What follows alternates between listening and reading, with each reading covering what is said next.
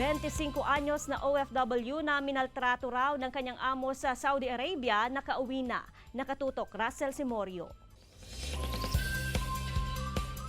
Bangungot kung ituring ng 25 anyos na overseas Filipino worker na si Jessica De Vera ang pagtatrabaho sa Saudi Arabia.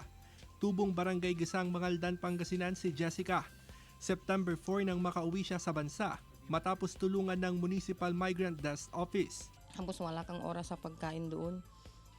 Halimbawa, kukulang yan na tinatawag na ako. Kaya yun, sabi ko, nahirapan ako dito, hindi ganito yung inaasahan kong trabaho.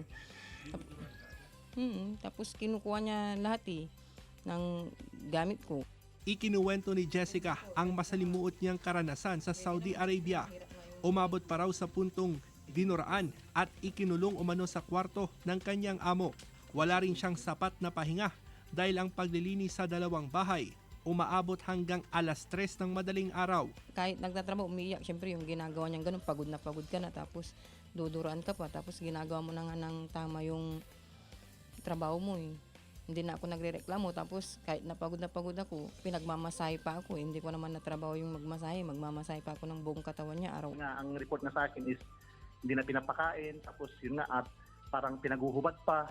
So hindi naman natin gusto na may mga ganong pangyayari sa mga kababayan natin. So yun nga, agad tayong umaksyon. Laking pasasalamat ko sa Panginoon dahil nakauwi siya ng good condition. Hindi man pinalad sa amo si Jessica, handa pa rin daw siyang sumugal sa ibang bansa. Sa tala ng Migrant Desk Office ng Bayan, umabot na sa 7 ang napauwi nilang OFW dahil sa pagmamaltrato simula noong Enero. Russell Simorio para sa Mornings with GMA Regional TV.